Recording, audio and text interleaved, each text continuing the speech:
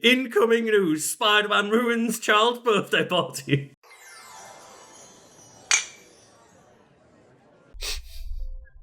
You're right. Just because I've got YouTube in the background because I'm uploading footage. Thomas suggested, because all Fact Fiend is subscribed to his Wiki Weekends and Gordon Ramsay, it's the episode with the pigeon. And that just made me remember that great meme of the freshest thing in the kitchen is that pigeon. It's the pigeon wearing the little puffer jacket that says, "Thanks, chef." And the freshest thing in this kitchen is that pigeon.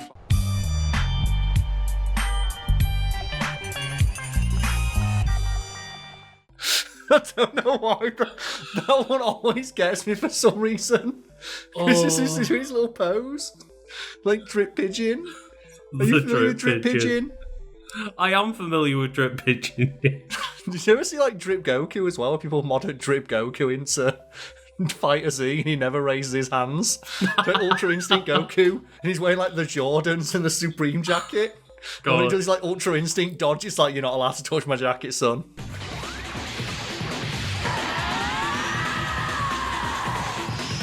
He's so fucking swaggy, dude. He's dripped out of his mind! He's so swaggy. I'm sorry for distracting you with Drip Pigeon. It's okay, Carl, because we are talking about some other forms of drip, and it is like superhero suits today, because we're talking about Captain America the Winter Soldier. Obviously, this is coming out just around the time of, I believe it's called Brave New World, right? Yeah. The first Captain America MCU movie that we are getting that Chris Evans is not Captain America for. Yes, and it's like, very timely because it stars a raging red anger monster as the President of the United States. You want me? Come and get me! It's a little bit off, isn't it? Because, the current president's orange, not red, but close enough. Joe is an orange Hulk in like one of the comics. He turns orange for a little bit. It really doesn't surprise me that, I think I've made the joke before that you could, fill out the pride flag with different coloured Hulks. Yeah. They're like, guess what? We haven't done purple Hulk yet. It's like, well, guess what? Now we have. Fuck yeah. Hulk is proudest that there is. Let's go. The more proud he is, the stronger he gets. Oh, God. Do you reckon there's a rainbow Hulk? No. Because it cost a fucking fortune to print. So he's only green because of a printing error. If you've heard that. He was grey originally. No. There was a printing error with the ink and it made him look green, and Stanley's like, he actually looks better green. Because green gives off more of a vein of him being radioactive. Good call. Because Grey Hulk looks a bit shit. Do you like it when Hulk's really green? Because I don't like when the Hulk's not really green. I do prefer even the MCU movies where he's got a bit more of actual green to him rather than the really desaturated. And obviously all of the MCU, a lot of people talk about the color grading of MCU films where just everything feels a bit toned down color wise, right? Yeah, just try and make it look more realistic. But that's why I like Ang Lee Hulk. I don't like the movie, but I just like how green the Hulk is. He's so green. He looks so unnatural and he stands out so much in the environment that he's in.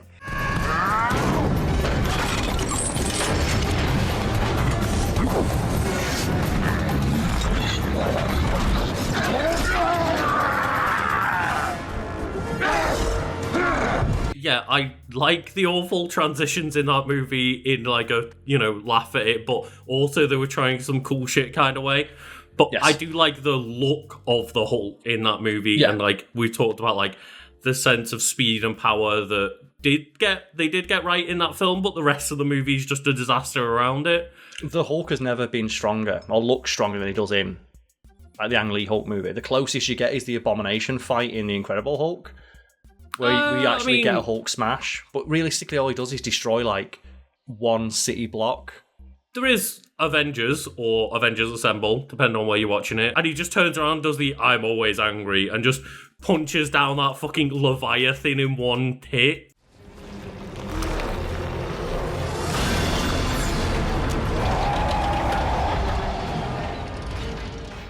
Harrison Ford's playing Thunderbolt Ross, if I'm correct, right? Yeah, because William Hurt unfortunately passed away, so now Thunderbolt Ross is being played by Harrison Ford, and I guess get that paycheck, Harrison. Yeah. Well, Harrison Ford don't give a fuck. Did you hear about, like, Anthony Mackie was really nervous about filming with Harrison Ford? I was like, oh, it's Harrison Ford. Mm-hmm. Dude was in, like, The Fugitive. He was in, like, Air Force One and probably some other movies. And Harrison Ford walked on and said, like, let's film this piece of shit. Yeah, That's his film. And, like, what are you going to say, right? You're like, no, you need to show some respect. You're playing a guy called Thunderbolt Ross. Like, I bet every time they said that, Harrison Ford went... And he's like, oh, I guess that ties into the Thunderbolts movie coming out in 3 months' time. No. For some reason, it doesn't. Maybe it does in the MCU. We don't know yet. But maybe that's the MCU hinting at the next movie that comes out. Yeah. We shall see. No spoilers in the chat, though. No spoilers for Brave New World here or, in the comments section, please. But I presume by the time this video goes out, I'll have probably seen Brave New World in the cinemas. So ask us some questions of what we thought of the movie down in the comments below. Hopefully we'll have seen the movie and can answer there. If anyone's worried about spoilers, there'll be no spoilers in this episode because the movie's not out yet. But if we do happen to guess something exactly right, you can give us $5 on Patreon. That's the tier of, oh, fuck, they got it right. They got it right, yeah. But yeah, so you can go check out our Patreon, you can go check out our Discord to discuss either The Winter Soldier or Brave New World down below. And you can help support us just by liking, sharing, subscribing, doing all that jazz. But without further ado, Carl, this is one of the first times we're actually talking about the MCU versions of something on Wiki Weekends. We've really, restrained ourselves from just absolutely annihilating every single MCU movie the moment we open the channel, right? Yeah, because normally we'll use an MCU movie as a jumping off point to talk about the characters from the comics and just discuss the extent of their powers or dumb, crazy stuff they did in comics that the movies wouldn't have the balls to show. Yes. Like, for example, the Hulk once lifting up a 150 billion ton mountain. Because he was really, really mad. And that's one of the things about the MCU that I've always had issue with. They really struggle to power scale their characters. Mm-hmm. For example, Drax the Destroyer. During the comics, he's as strong as base form Hulk. I shall meet my foe and destroy him. You called Ronan? Would you have known that watching any Guardians of the Galaxy movie that he's up there with base form Hulk? No, definitely not, because Ronan the Accuser just bats him aside, right? He's shown as being very durable and pretty strong, but yeah, even Ronan's just you are nothing to me, and just puts him to the side.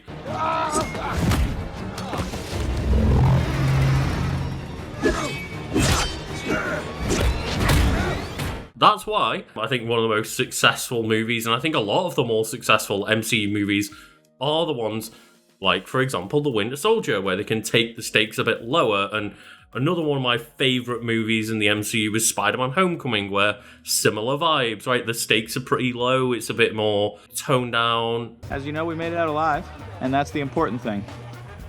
Couldn't bear to lose a student on a school trip. Not again. Thankfully, no one was seriously injured, thanks to the Spider-Man. Thank you, Spider-Man. The potential scale of the problem in The Winter Soldier is 3 helicarriers killing everyone almost without thought. Yeah, but then they do immediately crash, so... Yeah, exactly.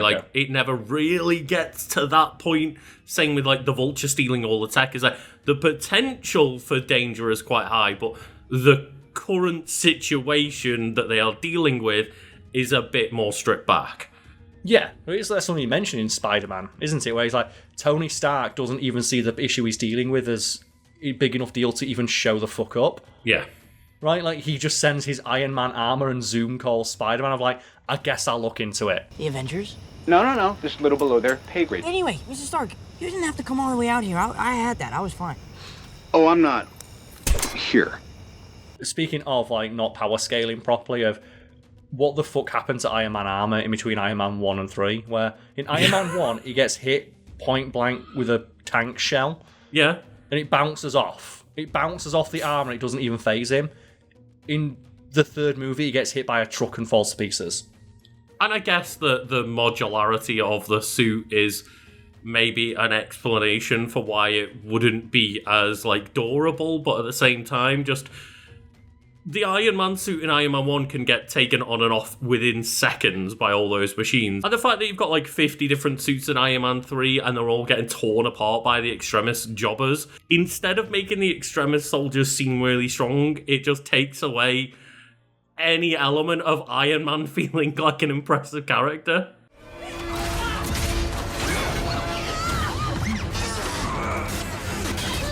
But Carl, let's think about a time where Iron Man didn't yet feel like he could just get torn apart by a jobber, and that's back in the day of Captain America, the Winter Soldier. And Carl, I think these were some of the coolest action scenes we'd seen in the MCU so far, and people to this day still bring up, like, the fight between Bucky and Cap where he does, like, the knife flip, right? The knife flip, yeah, because it was done in real time, and it's, like, some of the coolest Captain America moment.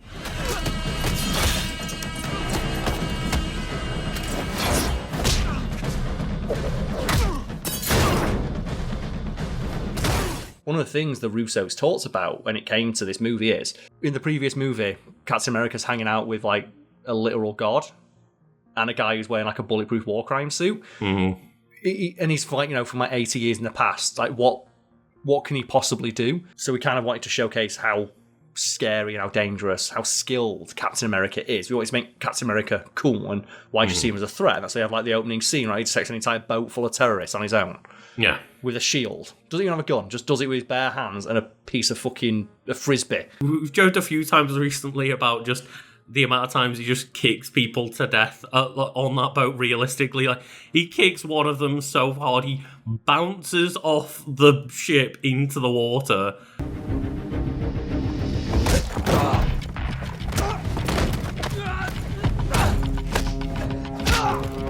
That part is great, but then it lessens the impact a little bit, where obviously it leaves it ambiguous as to whether Captain America's killing people or not in this movie. That guy's fucking dead. I don't... Like, his spine is...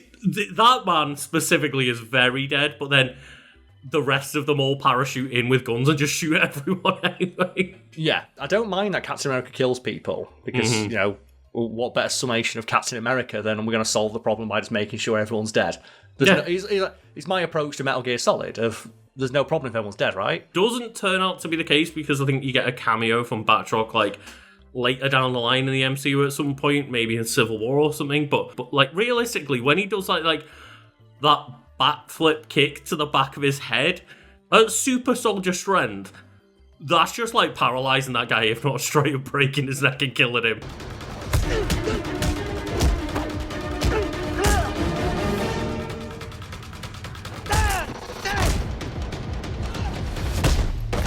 Well, I saw a friend of mine get his head split open because someone threw a chomp at him. And a chomp, if anyone doesn't know, is a chocolate bar. And like my friend would keep them in the freezer. Yeah. And when he was drunk once, he asked for a chomp, and so they frisbeed it across the room, and it twatted him in the top of the head, and it split his head open. And that was a chomp. A chocolate I imagine bar. It's like an indestructible mega frisbee being thrown by a super soldier at like a quantifiable percentage of the speed of sound, and it hits you like clean in like the temple or the ribs or the spine. Mm-hmm. And obviously with it being vibranium and absorbing all the impact, that implies that maybe it wouldn't do as much damage or something. I don't know how the physics of that would the work, shield physics don't make sense, right? That's the whole point. It's comic books, right? Like in sometimes like it absorbing vibrations allows him to like shoulder check his way out of a window, but other times it lets the shield bounce. It's like, so realistically shouldn't Captain America bounced off the ground when he landed, right? Like when he jumps out of the lift. Yeah.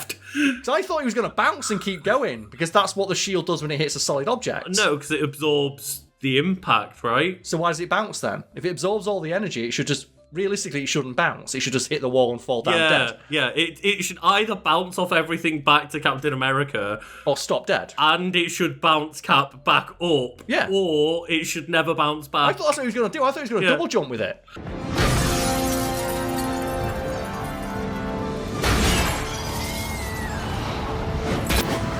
The shield, it does whatever it needs to do for the scene to be cool. But if you think about it, that's not... The shield should either bounce or not bounce. It can't do both. But obviously you don't think about that at the time, because it's a cool scene, and it comes at the climax of another cool scene. I just want you to know, Cap, it's impersonal!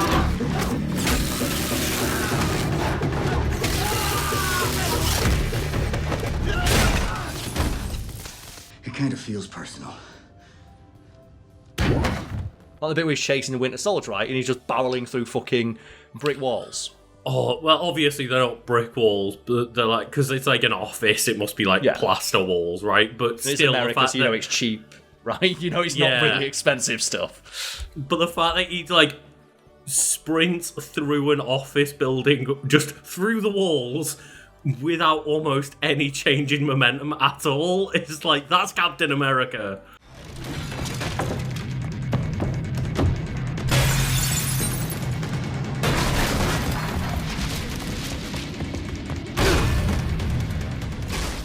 It's the bit where he runs so fast he hits a wall and puts a full-size dint in the wall and just keeps going. And keeps going. Yeah, that's it. He bounces when he does that.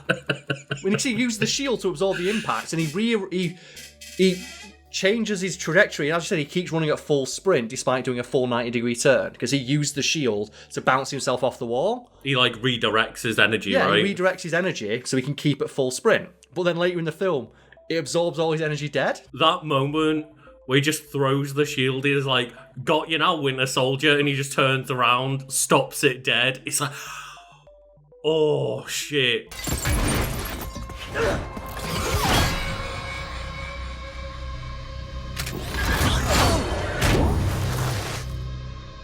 The thing is, though, I don't know why the Winter Soldier doesn't throw it off the edge. Not even dropped it off the edge. If he just went, well, Cap, it's great that you can throw it this far, but look at what my metal arm can do, and just launched it into the fucking stratosphere, like, go fetch. You should have kept it. Ran off. You should have kept running and kept hold of it. It's like, wait, no, that's mine. You're not allowed to do that. It's like, yoink. That is the coolest part of the movie is the back and forth between Cap and the Winter Soldier himself. But Carl, we haven't actually, gone into the wiki at all here. Good, we're like halfway through the video and we're going to start the video. It's fine. It's fine. It's the MCU movie I've watched the most because I think it is the best one. There's the Avengers movies, this, Civil War, and Spider-Man Homecoming, I'd say, and Guardians of the Galaxy 1 as well. Like, they're probably my, like, maybe top, 10 films that I've rewatched a lot. In terms of just movie, though, I think this is up there with, the Jason Bourne movies and James Bond. I think this was the legitimate first time where people turned around and went, oh, this isn't a good comic book movie, this is a good movie. Yeah, and it's frustrating that one of the things they tried to do initially was, we're going to make genre pieces with superheroes in them. Mm-hmm. And Captain America, like The Winter Soldier, was a spy movie featuring superheroes. Ant-Man was a heist movie with superheroes. Yeah. But then they kind of MCU became its own genre unto itself. So just later MCU movies, you describe them as MCU movies. And it's even Homecoming, as I mentioned, is obviously... It's a high school drama, right? It's a high school... Two of them are kind of high school movies, but first one is very much Spider-Man, about the homecoming dance. What could be more fucking American high school scenario than we've got a debate team problem and a homecoming problem. It's and there's superhero stuff in there, but then the next one is my girlfriend's dad is mean. I have to talk to him. Yeah, the scary girlfriend's dad. The scariest of girlfriend's dads. Can I tell that story of when I watched Homecoming in a theatre in America? And I normally don't like the idea of people shouting at the screen, but when I watched Spider-Man Homecoming in America, and Michael Keaton opens the door, and someone in the back of the cinema went, "Oh, you done fucked up now, Spider-Man," I lost my shit.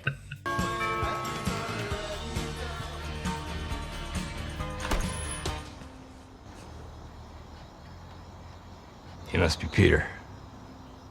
Yeah. Even Far From Home, as much as I, love elements and don't like some elements of that movie, Mysterio is fantastic, but it is, again, just we're all in high school going on a holiday trip kind of vibe, right? And yeah, the high school road trip elements and stuff, and a lot of the newer stuff. As much as I'm definitely not on board with the idea of phase 1 and 2 were so much better than phase 4 and 5. It's you could argue that, but I don't think it's a very definitive one way or the other. But things like Deadpool and Wolverine, it feels like that's a Deadpool MCU movie. Yeah. As much as Ryan Reynolds tried to bill it as it's a buddy cop road trip movie, it's not. It's a Deadpool movie. It's It's a good movie, but Yeah, very it good. doesn't feel like a genre movie with superheroes in it. It feels like you're borrowing elements of those genre movies. Like Eternals, like what genre is Eternals aping? Maybe the best example, even though obviously it gets like the third act big CGI fight, is like Shang-Chi's pretty much like a kung fu movie, right? A World-Tron kung fu movie.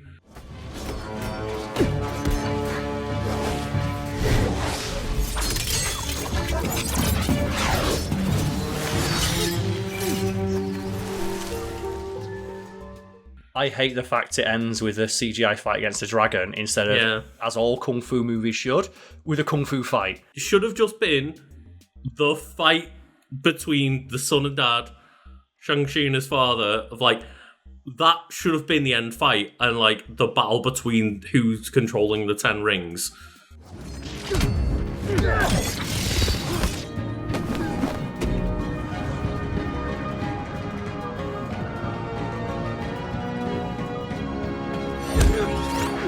And it's exactly as you said, they were borrowing elements of a genre, in this case, like the Hong Kong action movies, but at the last second, they have to turn it into an MCU movie with the big CGI spectacle at the end, because they don't have faith in the genres that they're aping. They just want to borrow elements of it that they want to superficially hang their movie on. And it sucks as a result, because it feels like they're not committing to the idea they clearly want to try and sell you.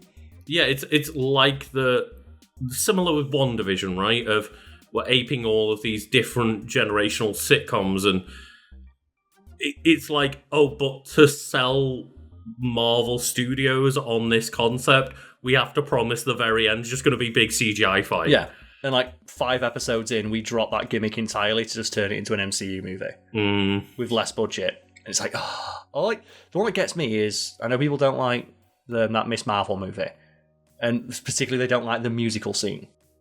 Oh, the Marvels. Marvels, yeah. I think the only reason that scene sucks is because they refused to commit to it. If they would have made that entire movie a musical, I'd have been fucking all on board. Yeah, but the fact it's one cringy scene that they clearly don't believe very well in, and even some of the characters are there like, what the fuck's going on? What is happening? And the fact that, they have a battle on that planet that's not a musical. Yeah, they have a battle on the musical planet that's not set to music. Mm-hmm. But anyway, Carl, we have got to start a Wiki Weekends at some point. Quote here from Captain America from the movie The Winter Soldier. The price of freedom is high. It always has been. And it's a price I'm willing to pay. And if I'm the only one, then so be it. But I'm willing to bet I'm not. Okay, so he says that when he finds out Hydra's taken over S.H.I.E.L.D. Mm-hmm. If nobody in there would have agreed to help, do you think he would have made it out? Because I think that Captain America would have made it out, and he would have beaten up everyone in that building one by one. You know, you've got the help of Black Widow, you've got the help of Nick Fury. That obviously does help him greatly in this movie.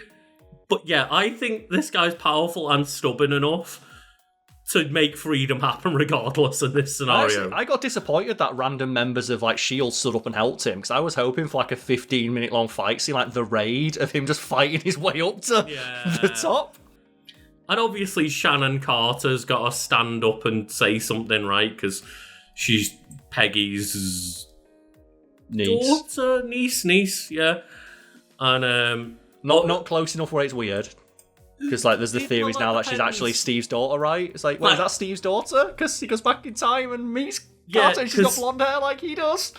It kind of depends on what the theory that you go with of how that worked out. Is is the Captain America that at Endgame goes back in time? Does he go back in time in his own timeline and become the guy that Peggy marries? Because if that's the case, she made out with her uncle, probably knowingly, which would be very weird. Or is it an alternate timeline, and then he comes back to his own timeline? Yeah, and it's just a case of, it's not the fact that, because at that point he doesn't know he's going to time travel, so he doesn't know that he would be related to Shannon, but Shannon would know that she's related to Captain America in that case. Can we also as well, if you put my favourite clip in of any MCU movie, and it's just where Cap kisses the girl, and he looks back over and he just sees Sam Wilson and the Winter Soldier going, yeah. I think it's when he kisses Shannon, right? Yeah, I just love, like, they do that proper, like, shit, that bro thing, right? Like, when your mates see you, like, kiss a girl at a nightclub and they're like, yeah, boy. Sat in the back of the car going, yeah, man, you get some.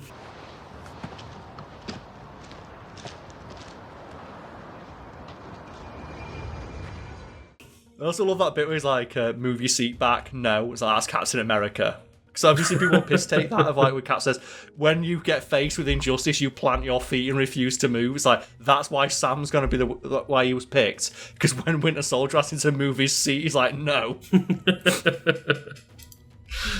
Oh, but Captain America, the Winter Soldier is a 2014 superhero film.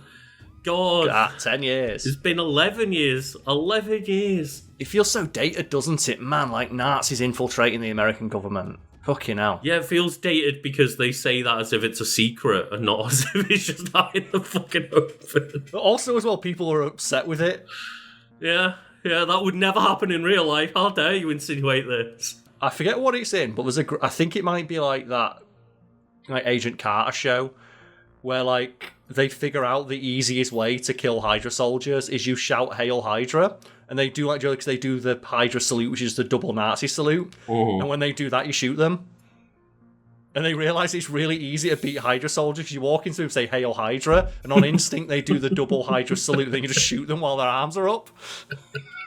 And I love the fact that in Endgame that he actually pulls that trick of like, but I'm going to have to say it all night. I'm going to have to whisper in this dickhead's ears, "Hail Hydra," to get the staff. And at that moment, I literally cheered to myself of like, I'm so glad they put it in because that's such a cheat code now that he knows. Yeah.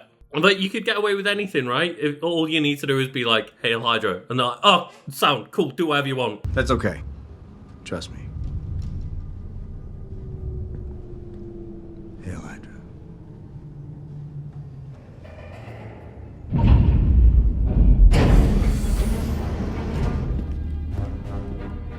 It was a great bit of acting from the guy when he hears that. You see his entire world view crumble when he hears it. He's like, wait, what?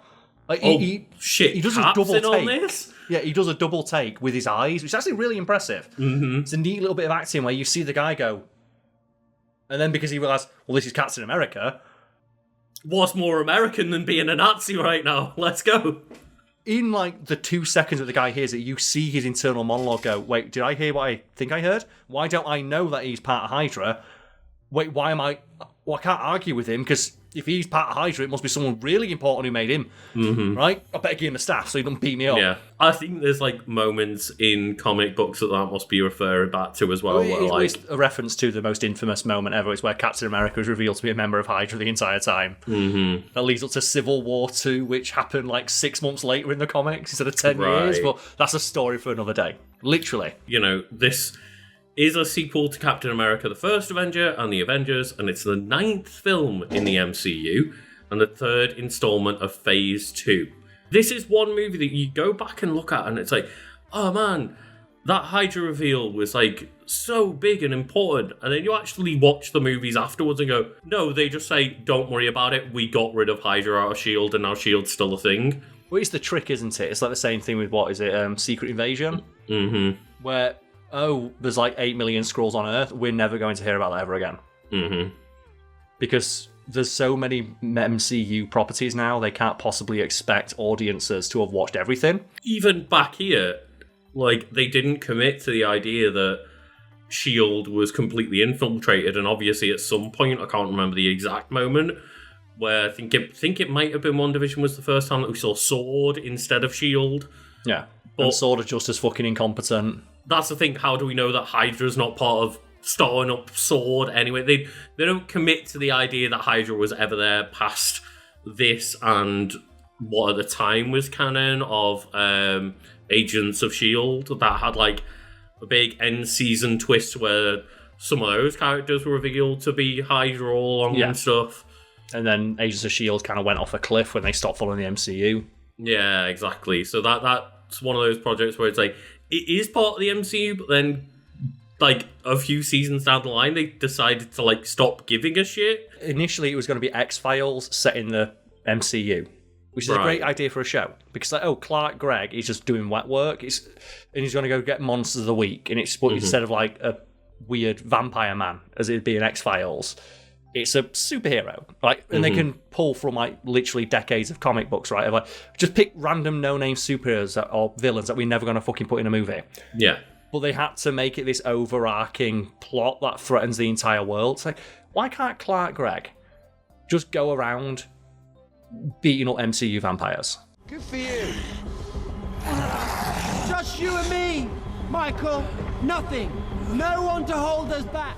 This is the film first directed by Anthony Russo and Joe Russo, and I believe that the reason that they got picked for this is because whoever at Marvel was in charge of finding the directors saw some of the action scenes they pulled off in, like, the paintball episodes on Community, and were like, who the fuck are these guys? Yep.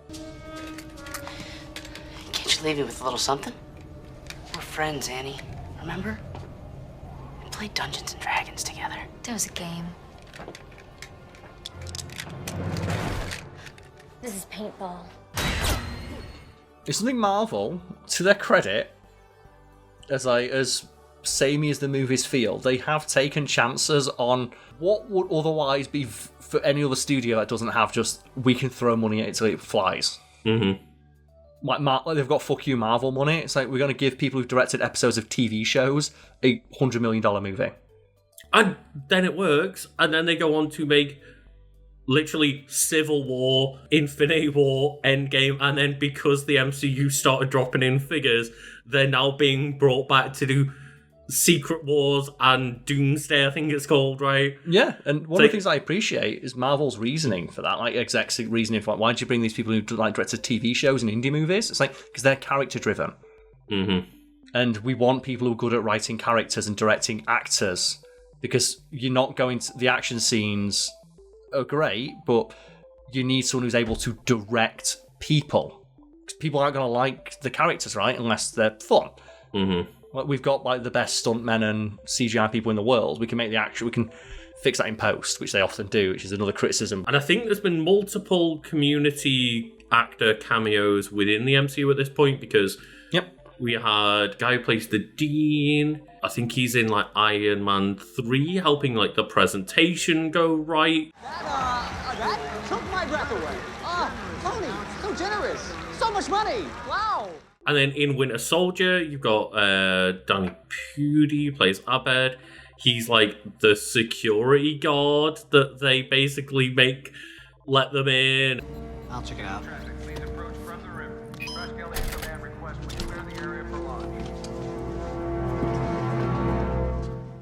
Excuse us. I know the road hasn't Endgame, Verna Cole Brown is in there. She played Shirley, and she, like, recognizes Captain America or something. Yeah. Or notices that he looks a bit weird and out of place. You new here? Not exactly. I like when you get directors and creatives who are like, you know what? I'm directing this $100 million blockbuster tentpole movie, but I've got to get my boys. And then the fact that they got Donald Glover in as Aaron Davis, who is the Prowler in the comics, and he talks about his nephew Miles. I don't want those weapons in this neighborhood. I got a nephew who live here. That's funny, because him being Troy in Spider-Man pajamas helped influence Miles Morales be a character. It's, like, gone all the way around of, like, him then portraying Miles' uncle in the MCU, and he's even in Across the Spider-Verse as a little cameo as, like, one of the people they trapped from another universe. Do you think, like, as well, the reason he's going to become the Prowler is because Spider-Man, like, made his ice cream melt? Hey, that's gonna dissolve in 2 hours. No. Come fix this. 2 hours. You deserve that. I got ice cream in You here, deserve man. that. You're a criminal. Bye, Mr. Criminal. Because wouldn't it be great if there was, like, a little moment of, like, Joe, when he talks about, I've got ice cream in here, and Spider-Man just leaves him? Yeah. Imagine if it turned out like that was like, oh, that was the party for my kid and my wife left me because of that. Well, and that's what sends him down his path of villainy. I think he says, hey, it's for my nephew Miles's party, his birthday party. Imagine if that's what causes the estrangement between Uncle Aaron and the Miles of that universe. Is that Uncle Aaron told me that Spider-Man stopped him from coming to my birthday, and I didn't believe him because Spider-Man's a hero. And it drives him mad that no one believes him. Spider-Man was trapped in. That's the origin story of the Prowler in that universe, is that Spider-Man let his ice cream melt. And I hope it's in Spider-Man 3 where you see Spider-Man web swinging my life is great, la la la la la, and just Green Goblin fucking comes in and just beats his ass. Oh, out of nowhere, yeah. Yeah, I want it to be like that. I'm no, he's on the bike, isn't he? He's riding the bike like a dipshit. Oh, yes, yeah, okay. I want it to be that, and it's Tom Holland just riding his scooter or whatever, and I just want Childish Gambino to come in the full Prowler outfit for his ice cream. Because I think he even says no man, I'm gonna miss the party. He's oh, don't worry, it'll dissolve in a few hours. He just leaves it there, and he even says I've got ice cream. That means he was bringing the ice cream for the party. Yeah. So Spider-Man stopped a little kid from having a good birthday party. What a villain. That's the kind of shit J. Jonah Jameson should be talking about in his rag, right? Incoming news, Spider-Man ruins child's birthday party. Going back to Winter Soldier, I'm aware that we haven't actually told that much about the movie because we're good at tangents, people. Yes. You should know this by now, I hope. But before we just get on to our, hopes and thoughts about Brave New World coming out, did you know much about the Winter Soldier, the character, before this movie came out? I was aware of the fact that there was a statement about the finality of death in comics not really mattering much. Because Bucky fucked it. Yeah, because in the 80s there was always a thing Superman came back from an arc called Death of Superman. The only characters who were allowed to stay dead are Jason Todd, Bucky Barnes, and Uncle Ben. And then they brought back Jason Todd and Bucky Barnes. But here's the thing. Something I found out recently, because I wrote an article about this for today, I found out. Do you know the issue where Jason Todd was revealed to be Red Hood and Bucky Barnes was revealed to be Winter Soldier? Were released in the same month. Those two comics came out within weeks of each other. That's wild, the fact that those two characters were two of the three people that were never brought back from the dead. And they were revealed to be alive all along in the same month in Ultimate Comics. And you mentioned Uncle Ben, Carl. I, as far as I'm aware, they don't ever bring back Uncle Ben. He's never come back now. He's been referenced and acknowledged. Sometimes you see him as a ghost, but he's never come back. One thing about Uncle Ben I saw recently that I just thought was hilarious and sent to our group chat.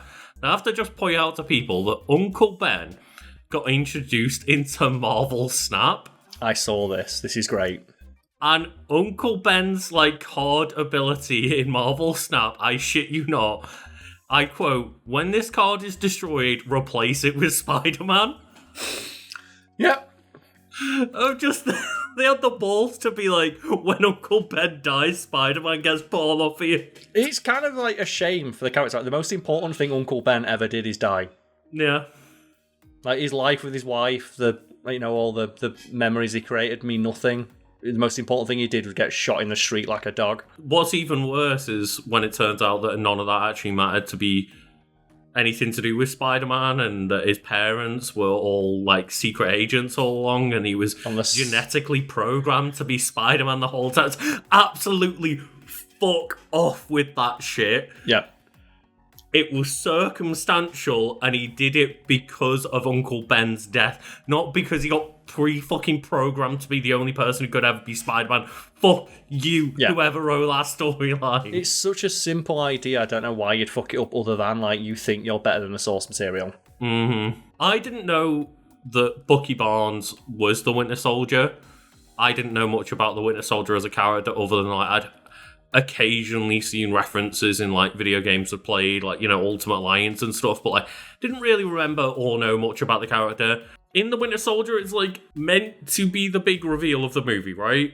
Yeah, but you can recognise the actor. I couldn't actually recognise the actor. What I could recognise was storytelling tropes of the movie opens of hey, do you remember Captain America's best friend that totally died and is definitely dead and definitely died and is never coming back? So he's coming back in that movie, right? It's well, yeah, the one new character they introduce as the guy that's roughly the same size and shape as Bucky, and the entire start of the movie is Captain America lost his best friend a long time ago, and he definitely died, and no one ever found his body. Best friends since childhood. Bucky Barnes and Stephen Rogers were inseparable on both schoolyard and battlefield. Barnes is the only Howling Commando to give his life in service of his country. Yeah, but the thing is, Captain America doesn't know. Yes, yeah, and it's still a cool arc to go on with him finding out, and there's, again, the storytelling tropes of like, well, friendship overcomes brainwashing and everyone's going to be happy, and... No, it doesn't. Yeah, okay, I think they do it really well in this movie, though. I think amazing action, and the portrayal of the characters and the performances pull it through and make it believable. Yeah. I'm aware it's very just simple and tropey in that sense, but just, they make it work. But as well, one of the best introductions of a character is also naturalistic. The way they introduce Anthony Mackie, and a really great moment that I think we should single out as like just nice bit of writing, because why the Russos got brought on is when, like, you know, obviously when Cap is meeting Sam for the first time. Don't say it. Don't you say it. Left. Come on! He talks to him like, hey, you're Captain America, right? And you see him like, yeah, sure, I'm Captain America. And something you'll notice is that when Sam talks about, oh, you're a big celebrity now, Captain America's like, okay, I've got to go. And when what Sam Wilson does is he says, your bed's too soft, isn't it? Mm-hmm.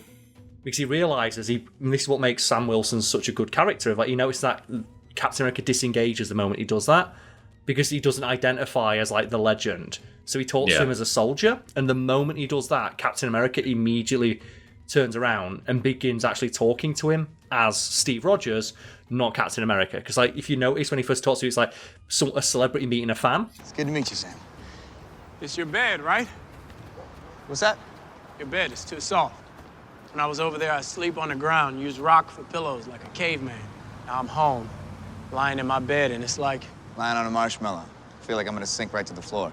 This is the strength of Sam Wilson, and that's what he does. Like, that is his job, right? He holds seminars, not seminars, but like council groups for people to just go there and talk about their lived experiences as soldiers and try and work through it and stuff. And like, that's where you see the moment Sam recognizes, like, no, I need to talk to this person on my level.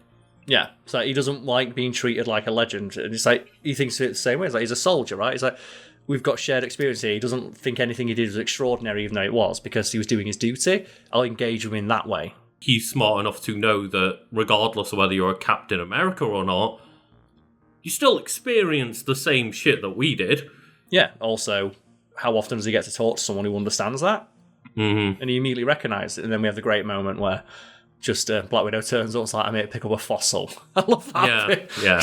I love like their little banter, because apparently Scarlett Johansson and Chris Evans are great friends behind the scenes, and that really comes across throughout the film. You see how good their chemistry is. It really is great, and that part of the movie would be so stilted if it weren't for like the relationship that they both have together, and it's where that moment where it kind of feels a bit awkward in Age of Ultron because of this movie, where it's like, oh no, it was actually Bruce trying to get with Natasha the entire time, and they're the one that are in a kind of semi-romantic relationship, or like trying to lean that way. It's like, but that's only been off screen, whereas like the actual relationship you see form between her and Cap is actually on screen and palatable. Kiss me. What? Public displays of affection make people very uncomfortable. Yes, they do. You still uncomfortable? It's not exactly the word I would use. So it kind of threw me for a loop, and probably a lot of other people, when it was like, oh no, the person that she's romantically involved with in Age of Ultron is just randomly the Hulk. Yeah, also the part where she talks about, I'm a monster, why? I can't give birth. It's like, oh, okay, so... Yeah. Obviously, there is other elements to that of like, well, I was, this killer that just did what other people told me to do, etc., etc. But when like the start of that conversation is like, well, I can't have children, and it's you can't equate that to him being the Hulk. Yep. So I know what it's like to be a horrible monster that no one wants to spend time with. I can't have children, as if that's the only value a woman brings. And again, she says, like, she has a lot of, like, red on a ledger and stuff like that, of, like, she killed a lot of people as well. Making both of those things equatable in some way is like, oh, that's rough. But we've gone on for far too long, not about this movie and a bit about this movie. So it's always one of those, we can always talk more about these in future videos, but I love this movie, and I'm really hoping that Brave New World does a good job of bringing back the vibes of this film, right? That's what it seems to be hinting at. Like, Civil War didn't try to be this, but Brave New World from the trailer seems to be trying to get back to Winter Soldier 4. Yeah. And do you think Anthony Mackie can be a good Captain America? I think so. He's charismatic enough. Is he? If you don't think Anthony Mackie's charismatic, go look up like the interview where he talks about how he enters the shower dimension. I'm in there like I'm Farrah Fawcett, you know what I mean? Getting it right, bubbles. And then my shower has like aromatherapy. So I put the tea tree oil in there, and the steam comes out with tea tree oil in it. Sometimes I'll put a nice lavender. It's nice. Tulip oil. It's nice. For example, in Falcon and Winter Soldier, like, to me, the main character felt more like Bucky than the Falcon, like Anthony Mackie to me. Like, I don't know whether he's the leading man to me, if that makes sense. Like, he was such a good foil to Steve Rogers. He was such a good foil to the Winter Soldier. I don't know if he's the guy that I want somebody else to be a foil of, but we'll see. And presume that's one of the things they're going to address, because a key plot point of both Falcon and Winter Soldier and this movie, from what I've seen from trailers, is that people don't accept Sam as Captain America. And that's really why I'm glad that, again, we're trying not to spoil much, but like the first trailer showed a glimpse of Isaiah Bradley. Yeah. And I'm fascinated by that, because that was one of the strongest parts of the storylines within Falcon and Winter Soldier, is the back and forth between the Falcon and Isaiah Bradley, and that was such an interesting, different dynamic, because you basically got him talking to a different, forgotten Captain America that was forgotten because he was a black man. That instantly, like, changes your entire viewpoint on both what Sam is doing becoming Captain America and, like, you know, the Captain America program and stuff, right? Yeah, of like, you think being Captain America is this great honor? I was Captain America. Look where I am. I never got any fucking credit. I just got buried away and sent to live this life of silence. You know what they did to me for being a hero? They put my ass in jail for 30 years. Really hope they do a good job, because, again, Winter Soldier is one of my favourite MCU films, and please be good. We can hope. We can hope, and like the choreography of the Falcon stuff and the choreography potential of Falcon plus Captain America shield is great. So I'm just fly in a straight line with your shield out. You're unstoppable. Like, yeah, they always had some really cool different choreography going on for Falcon, so I hope that translates into his own movie. I did find it funny that I think it was like a Comic-Con moment where Anthony Mackie and Tom Holland were both interviewing, and Anthony Mackie makes a joke about never watching those Spider-Man films, and he's like, oh, don't worry, I've never watched the Falcon movie either. Oh, wait. You haven't seen Spider-Man Homecoming?